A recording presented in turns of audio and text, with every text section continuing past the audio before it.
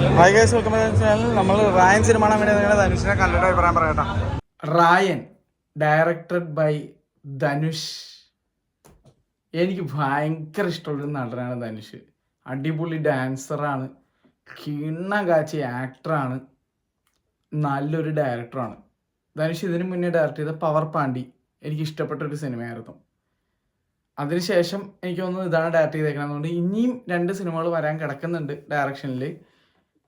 കുറച്ച് പുതുമുഖങ്ങളെയൊക്കെ ഉൾക്കൊണ്ടുള്ള ഒരു youngster type ചിത്രമാണ് അടുത്ത പടോട്ടാ. പക്ഷെ ഇതങ്ങനെയല്ല, ഇത് കാട്ട ബ്ലഡ് ഷെഡ് റോ എന്ന് പറഞ്ഞാൽ അതിലെ റോ രീതിയിൽ ഒരു എവിടെയൊക്കെയോ ഒരു ക്വെന്റൻ ടാരന്റീനോ ടൈപ്പ് ഓഫ് ഒരു ഫാനാണ് ധനുഷ് എന്ന് എനിക്ക് തോന്നിപ്പോയി. കാരണം ഭയങ്കര സീരിയസും ഭയങ്കര ഇൻറ്റൻസ് ആയിട്ടുള്ള സിറ്റുവേഷൻ ക്വർക്കിയായിട്ട് അതിനകത്ത് കുറച്ച് തമാശ കണ്ടെത്തുന്ന, അല്ലെങ്കിൽ അവരുടെ അത്ര ഇൻറ്റൻസ് ആയിട്ടുള്ള ഒരു സീനിൻ്റെ ഇടയിൽ ആ 2 ക്യാരക്ടേഴ്സ് തമ്മിൽ ഇൻട്രാക്ട് ചെയ്യുന്ന തമാശ ഉള്ള രീതിയിലൊക്കെ ചെയ്തേക്കണ കുറച്ച് സീക്വൻസസ് ഉണ്ട്. അത് ഒരാളെ വെട്ടിക്കൊന്ന് കാലൊക്കെ വെട്ടി പീസാക്കിയിട്ട് കഴുത്തറുത്തിട്ട് വന്നിട്ട് ഒരു ബ്രദറും സിസ്റ്ററും കൂടി ഇരുന്നിട്ട് ഒരു കോൺവെർസേഷൻ ഉണ്ട്, ചായ കുടിച്ചുകൊണ്ട്, കട്ടൻ ചായ കുടിച്ചുകൊണ്ട്. അത് ഈ കൊന്നേട്ട് ചെന്നിട്ട് പാലല്ല ചായ അടുപ്പിൽ നിന്ന് എടുത്തിട്ട് ഒഴിച്ചിട്ട് ചേട്ടനെ കൊണ്ടേ കൊടുത്തിട്ട് ഇങ്ങനെ ചേട്ടനും അനിയത്തിയും കൂടി ഇരുന്ന് കുടിക്കേണ്ട സീനൊക്കെ ഉണ്ട്. എൻ്റെ മുന്നേ അത് വേറെ ലെവലായിരുന്നു. ആ കിട്ടില്ല എന്ന് പറഞ്ഞാൽ കിട്ടില്ല. അതൊരു ഈ സിനിമയുടെ ഭൂരിഭാഗം സ്റ്റൺസൊക്കെ ഭയങ്കര ഒറിജിനാലിറ്റിയാണ്. എവിടെയൊക്കെ നമ്മൾ ചാപ്പാക്കുരിശൊക്കെ കാണുന്ന ഒരു ഫീലായിരുന്നു. വെച്ചാൽ അമ്മാതിരി റിയലിസ്റ്റിക് ആയിട്ടുള്ള റോ ആക്ഷൻ സീക്വൻസസ് എന്നെ സ്റ്റൺ ചെയ്തൊരു പെർഫോമൻസ് ഉണ്ട് ഇതിനകത്ത്. ഇതിനകത്ത് ധനുഷിൻ്റെ പെങ്ങളെ, ഏറ്റവും ഇളയ പെങ്ങളായിട്ട് അഭിനയിച്ചിരിക്കുന്ന നടിയാണ്. എവിടെയൊക്കെ ആളെ കണ്ടിട്ടുണ്ട്. കിടിലൻ ആക്ടിങ് ആയിരുന്നു ആളുടെ, കിടിലൻ ആക്ടിങ്. പിന്നെ ഞെട്ടിച്ചത് കാളിദാസ് ജയറാമാണ്. ഇതിനു മുന്നേ തങ്കമേ ആ ഒരു സെഗ്മെന്റിൽ എന്നെ ഞെട്ടിച്ച ആളാണ്. വിക്രത്തിൽ നന്നായിട്ട് അഭിനയിച്ച ആളാണ്.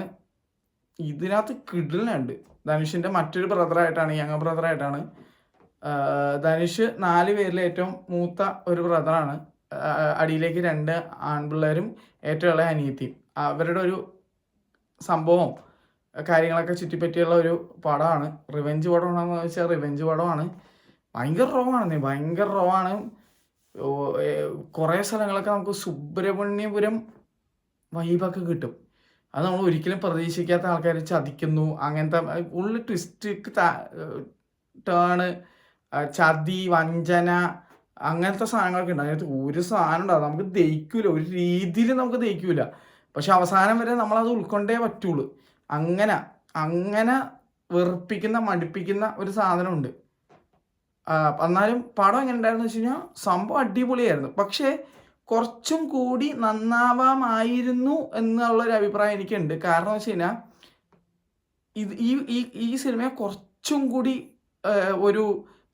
കുറച്ചുകൂടി സൊഫിസ്റ്റിക്കേറ്റഡ് ആക്കി, കുറച്ചും കൂടി നല്ല രീതിയിലും കൂടി ഒന്നും കൂടി പ്രസൻറ്റ് ചെയ്യാമായിരുന്നു എന്ന് എനിക്ക് തോന്നിപ്പോൾ. അത് മേ ബി ഞാൻ ഈ അടുത്ത് മഹാരാജ കണ്ടിട്ടിരിക്കണോണ്ടാവാം. കാരണം മഹാരാജയുടെ അമ്മാതിരി ഒരു റൈറ്റിംഗ് ആയിരുന്നല്ലോ. അപ്പം അതുപോലൊരു റൈറ്റിംഗ് ഈ സിനിമക്ക് കിട്ടിയിരുന്നെങ്കിൽ എന്ന് ഞാൻ ചിന്തിച്ചു പോയി. പിന്നെ ധനുഷിൻ്റെ ചേട്ടൻ മിസ്റ്റർ സെൽവരാഘവൻ, എന്ത് മനുഷ്യനാണോ നിങ്ങൾ! ഡയറക്റ്റ് ചെയ്യും, കിടലായിട്ട് അഭിനയിക്കും. നമ്മുടെ കീർത്തി സുരേഷായിട്ട് സിനിമയുണ്ട്, നിങ്ങൾ എത്ര പേര് അത് കണ്ടിട്ടുണ്ടെന്ന് അറിയില്ല. കുറച്ച് സ്ലോ പേസ്ഡ് പടമാണ്, പക്ഷെ അതൊരു കംപ്ലീറ്റ് സ്ലോ പോയ്സൺ ആയിരുന്നു ആ മൂവി. സനിക്കായുധം എന്ന് പറഞ്ഞിട്ട്, എൻ്റെ മോനെ അതിനകത്ത് പുള്ളിയും കീർത്തി സുരേഷും കിട്ടില്ല പെർഫോമൻസ്. പിന്നെ സെൽവരാഘവൻ്റെ തന്നെ പുള്ളി ഡയറക്റ്റ് ചെയ്ത ഒരുപാട് സിനിമകളുണ്ട്. അതിനകത്ത് ഇപ്പോൾ ധനുഷിൻ്റെ ഒരുപാട് സിനിമകൾ പുള്ളി ഡയറക്റ്റ് ചെയ്തതാണ്. പക്ഷേ പുള്ളിയുടെ ഒരു അധികം ശ്രദ്ധിക്കപ്പെടാതെ പോയി എന്ന് എനിക്ക് തോന്നിയൊരു സിനിമയുണ്ട്. അതിനകത്ത് എസ് ജെ സൂര്യ ഉണ്ട്. എസ് ജെ സൂര്യയിലേക്ക് വരാം. ഇതിനകത്തും ഉണ്ട് എസ് ജെ സൂര്യയുടെ ഒരു പടമുണ്ട്, ഈ സെൽവരാഘവൻ ഡയറക്റ്റ് ചെയ്തത്, ധനുഷിൻ്റെ ചേട്ടൻ ഡയറക്റ്റ് ചെയ്തത്, നെഞ്ചം മറപ്പതില്ലേ എന്ന് പറഞ്ഞിട്ട്. നിങ്ങൾ കണ്ടിട്ടില്ലെങ്കിൽ കാണണം. റെജീന കസാൻഡ്രയാണ് നടിയായിട്ടുള്ളത്. ഒരു ടിപ്പിക്കൽ പടമേ അല്ല, കിളി പാറുന്ന ടൈപ്പ് ഒരു പടമാണ്. എന്നാൽ ഒരു ഹൊറർ ചിത്രം കൂടിയാണ്. കിടിലം പടമായിരുന്നു. എനിക്ക് ഭയങ്കര ഇഷ്ടപ്പെട്ടൊരു സിനിമയാണത്. തിയേറ്ററിലല്ല ഞാൻ ആ സിനിമ അൺഫോർച്ചുനേറ്റ്ലി കണ്ടത്. ഞാൻ OTT വന്നപ്പോഴാണ് എനിക്ക് കാണാൻ പറ്റിയുള്ളൂ. അവസരം കിട്ടിയില്ല എനിക്ക് ഇവിടെ നമ്മുടെ ഇവിടുത്തെ തിയേറ്ററിൽ ഇറങ്ങിയോന്ന് പോലും എനിക്കറിയില്ല. ഞാൻ അത് പെടാതെ പോയൊരു സിനിമയായതുകൊണ്ട് OTT സബ്സ്ക്രിപ്ഷൻ എടുത്ത് കണ്ട ഒരു പടമാണ്. പക്ഷേ കിടിലൻ പടമായിരുന്നു. എനിക്ക് അയ്യോ അത് എന്തുകൊണ്ട് തിയേറ്ററിൽ കണ്ടില്ല എന്ന് തോന്നിപ്പോയൊരു സിനിമയായിരുന്നു. അതിനകത്ത് SJ സൂര്യ പൂണ്ട് വിളയാടിയിരിക്കുകയാണ്. SJ സൂര്യ എവിടെ കാലം കുത്തിയാലും പൂണ്ട് വിളയാടും. ഈ സിനിമയിലും അങ്ങനത്തെ അവസ്ഥ തന്നെയാണ്. ഇതിനകത്ത് അഭിനയം അത്യാവശ്യം നല്ല രീതിയിൽ അറിയാവുന്നവർ തൊട്ട് മൈസ്ട്രോസ് ആയിട്ടുള്ള ആൾക്കാർ മാത്രമേ അതിനകത്ത് അഭിനയിച്ചിട്ടുള്ളൂ. പ്രകാശ് രാജ് ഉണ്ട് ഇതിനകത്ത് ഒരു റോളിൽ. എൻ്റെ മോനെ കിടിലൻ റോളാണ്, കിടിലൻ റോള്. ഇത് പണി അറിയാവുന്ന ആൾക്കാരാണ് ഇതിനകത്ത് ബേസിക്കലി എല്ലാ ഡിപ്പാർട്ട്മെന്റിലും വർക്ക് ചെയ്തേക്കണം.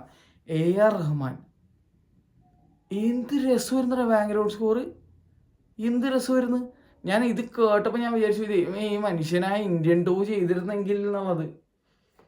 ഒരു വിധത്തിൽ പറഞ്ഞപ്പോൾ ചെയ്യാൻ നന്നായി തോന്നി, കാരണം പടം കണ്ടപ്പോൾ അങ്ങനെ തോന്നി. എന്നാലും ഞാൻ പറയണതാണ്, ഇന്ത്യൻ 2 മ്യൂസിക് AR റഹ്മാനാണ് ചെയ്തിരുന്നെങ്കിൽ കുറച്ചും കൂടി ആ സിനിമ കണ്ടിരിക്കാൻ പറ്റുമായിരുന്നു എന്നാണ് എൻ്റെ ഒരു അഭിപ്രായം കേട്ടോ. അങ്ങനെ തോന്നിപ്പോയിടെ, അതുകൊണ്ട് പറയണമെന്ന് തോന്നുന്നു. പിന്നെ ക്യാമറ വർക്ക് ആരെ ചെയ്തതെന്ന് പോലും എനിക്കറിയത്തില്ല. ഞാൻ ലിറ്ററലി ഡീറ്റെയിൽസ് ഒന്നും എടുത്ത് വെച്ച് ഞാൻ വായിക്കുന്നില്ല. ഞാൻ എൻ്റെ മനസ്സിൽ നിന്ന് ഇപ്പോൾ സിനിമ കണ്ടു കഴിഞ്ഞ് വന്നിട്ട് ഉടനെ എന്തൊക്കെ എനിക്ക് ഓർത്തെടുക്കാൻ പറ്റുന്നു അതിങ്ങനെ പറയുന്നേ ഉള്ളൂ. അപ്പോൾ ഈ സിനിമ ഒരു പെർഫെക്റ്റ് പടം അങ്ങനെയൊന്നുമല്ല. പക്ഷേ ധനുഷ് എന്നുള്ള നടൻ ഡയറക്റ്റ് ചെയ്തേക്കുന്ന ഒരു സിനിമ എന്നുള്ള രീതിയിൽ രണ്ടാമത്തെ direction, if I am not mistaken, രണ്ടാമത്തെ ഡയറക്ടോറിയൽ ആയിട്ടുള്ള മൂവിയാണ്. അത് വെച്ച് നോക്കുമ്പോൾ ക്വാളിറ്റിയാണ്, ഭയങ്കര ക്വാളിറ്റി. ആ ഫാമിലി ടാലൻറ്റഡ് ആയിട്ടുള്ള ഒരു ഫാമിലി എന്നുള്ള ഒരാളാണ് ധനുഷ്. അതുകൊണ്ട് തന്നെ ഫാദർ ആയിക്കോട്ടെ, ബ്രദർ ആയിക്കോട്ടെ, ബ്രദർ ബ്രില്യൻ ഡയറക്ടറാണ്. പുള്ളി ഭയങ്കര യൂണീക്കായിട്ടുള്ള സിനിമകൾ എടുക്കുന്ന ആളാണ്. അപ്പോൾ ആ ബ്രദറിൻ്റെ ഗൈഡൻസ്, ഫാദറിൻ്റെ ഗൈഡൻസ് ഒക്കെ തീർച്ചയായിട്ടും ഉണ്ടായിട്ടുണ്ടാവും. അതുകൊണ്ട് തന്നെ പവർ പാണ്ഡ്യ ആയാലും ഇതാണേലും അടിപൊളിയായിട്ടുണ്ട്. വരും കാലങ്ങളിലും ധനുഷിൻ്റെ മറ്റുള്ള ഡയറക്ടോറിയൽസിനും ഞാൻ കാത്തിരിക്കുന്നു. എനിക്ക് പേഴ്സണലി സിനിമ വർക്കായി, എനിക്ക് പടം ഇഷ്ടപ്പെട്ടു. പക്ഷേ ഞാൻ പറയാം, എൻ്റെ ഉള്ളിലുള്ള ആ ഒരു സിനിമ ആസ്വാദകന് ഇത് കുറച്ചും കൂടി നന്നായിരുന്നെങ്കിൽ വേറെ ലെവൽ സാധനമായിരുന്നേനെ. ഇപ്പോഴേ അടിപൊളിയാണ്, പക്ഷേ വേറെ ലെവൽ സാധനമായിരുന്നേനെ എന്ന് തോന്നിക്കുന്ന വിധത്തിലൊരു സംഭവം ഉണ്ടായിരുന്നു. പിന്നെ ഈ സിനിമയ്ക്ക് എവിടെയൊക്കെയോ ഇതിൻ്റെ ഒരു ബേസ് പ്ലോട്ട് നോക്കുമ്പോഴേക്കും, അല്ലെങ്കിൽ എൻ്റെ പാറ്റേൺ നോക്കുമ്പോഴേക്കും എവിടെയൊക്കെ എനിക്ക് ഈ വർഷം തന്നെ ഇറങ്ങിയ ഗരുഡൻ്റെ ഒരു പാറ്റേൺ, അല്ലെങ്കിൽ പണ്ട് 2 കൊല്ലം മുന്നേ ഇറങ്ങിയ അസുരൻ്റെ ഒരു പാറ്റേൺ, അതിൽ കൊല്ലമായി അസുരൻ ഇറങ്ങിയിട്ട്, അതുപോലത്തെ എന്തൊക്കെയൊക്കെ എവിടെയോ കണ്ടു മറന്ന അല്ലെങ്കിൽ എവിടെയോ കണ്ടിട്ടുള്ള ടൈപ്പ് ഒരു പാറ്റേൺ എന്ന് പറഞ്ഞാൽ കഥ അങ്ങനെ തന്നെ എന്നല്ല ഞാൻ പറയുന്ന പാറ്റേൺ. അതായത് സിനിമ തുടങ്ങി ഇങ്ങനെ പോയി പെട്ടെന്നൊരു ഞെട്ടിപ്പിക്കൽ സാധനം, പിന്നെ റിവെഞ്ച് വരുന്നു, റിവെഞ്ച് കംപ്ലീഷൻ. അപ്പോൾ ആ ഒരു ലേഔട്ട് വളരെ സിമിലറായിട്ട് ഈ അടുത്ത് സിനിമ കണ്ട ഒരു സാധനം ആയിട്ട് തോന്നി. ഇത്രേ ഉള്ളൂ. പക്ഷെ പടം അടിപൊളിയായിരുന്നു, എനിക്ക് ഇഷ്ടപ്പെട്ടു. എന്നപ്പോൾ ഇനി ലെവൽ ക്രോസ് കാണാനുണ്ട്, അതോടെ കണ്ടിട്ട് അഭിപ്രായം പറയാം. രാവിലെ മാർവൽ ജീസസ് കണ്ടിരുന്നു, അതിൻ്റെ അഭിപ്രായം ഇട്ടിട്ടുണ്ട്. ഡെഡ്പൂൾ ആൻഡ് വുൾവറിൻ, എൻ്റെ മോനെ അതൊരു സാധനം തന്നെയായിരുന്നു. ഞാൻ അതുകൊണ്ട് തന്നെ ഇന്ന് രാത്രി PXL എടുത്തിട്ടുണ്ട് സെയിം പടം. അവിടെയും ചെന്ന് 3Dയിൽ ആർമാദിച്ചെനിക്കൊന്ന് കാണണം ഒന്നും കൂടി. രാവിലെ വേറെ ലെവൽ വൈബായിരുന്നു. നമ്മുടെ മാർവൽ ഫാൻസ് കേരളയിലെ പിള്ളേരുണ്ടായിരുന്നുകൊണ്ടും കേരള പോപ്കോണിലെ പിള്ളേരൊക്കെ ഉണ്ടായിരുന്നുകൊണ്ടും നല്ല വൈബായിരുന്നു, ഫാൻസ് വൈബായിരുന്നു, ഒരു രക്ഷ ഉണ്ടായിരുന്നില്ല. ഇനി ആ മാക്സിമം വിഷ്വൽ ക്ലാരിറ്റിയിൽ എനിക്ക് പോയിട്ടൊന്ന് PXL കൂടെ കാണണം. അപ്പോൾ നമ്മുടെ ഗിവ് അവേ കിട്ടി ഐമാക്സിൽ പോയ ആളും കോയമ്പത്തൂർ ലേസർ ഐമാക്സിൽ പോയി കണ്ട ആളും PXL രാവിലെ പോയി കണ്ട ആളും എനിക്ക് മെസ്സേജ് അയച്ചിട്ടുണ്ടായിരുന്നു. വളരെയധികം സന്തോഷമായി. ഭയങ്കര എക്സ്പീരിയൻസ് ആയിരുന്നു കിട്ടിയെന്നു എൻ്റെ അടുത്ത് മെസ്സേജ് അയച്ചു. എസ്പെഷ്യലി ഐമാക്സ് കോയമ്പത്തൂർ കണ്ട ആളിനോട് പറഞ്ഞ് ടോപ്പ് ക്ലാസ് എക്സ്പീരിയൻസ് അവൾക്ക് കിട്ടിയെന്ന് പറഞ്ഞു. അപ്പോൾ ഞാൻ തന്നാൽ അങ്ങനെ ആയിരിക്കും. നമ്മൾ ഈ എല്ലാ നല്ല നല്ല തിയേറ്ററിൽ പോയി സിനിമ കണ്ടിട്ട് ഞാനെങ്ങനെ നിങ്ങൾക്ക് ഒരു മോശം തിയേറ്ററിൽ ഒരു എക്സ്പീരിയൻസ് തരണം? ഇല്ല. എൻ്റെ ഉദ്ദേശം തന്നെ എന്തായിരുന്നു എന്ന് വെച്ച് കഴിഞ്ഞാൽ ഈ ഐമാക്സ് നല്ല ഒരു തിയേറ്ററോ അല്ലെങ്കിൽ PXL എന്നുള്ള തിയേറ്റർ എക്സ്പീരിയൻസ് ചെയ്യാത്ത ഒരാൾക്ക് അത് കാണാൻ പറ്റണേ എന്നുള്ളതായിരുന്നു എൻ്റെ ഒരു ആഗ്രഹം. അത് നിറവേറി എന്തായാലും.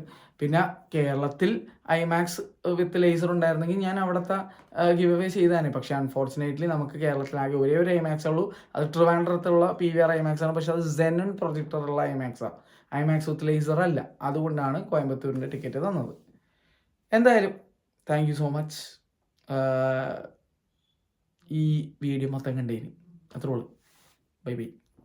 അപ്പോൾ ബാക്കി വീഡിയോസ് ഇന്ന് വരുന്നതായിരിക്കും, എടുത്ത് നോക്കുക ടൈം കിട്ടുന്നതനുസരിച്ച് കേട്ടോ. ശരി.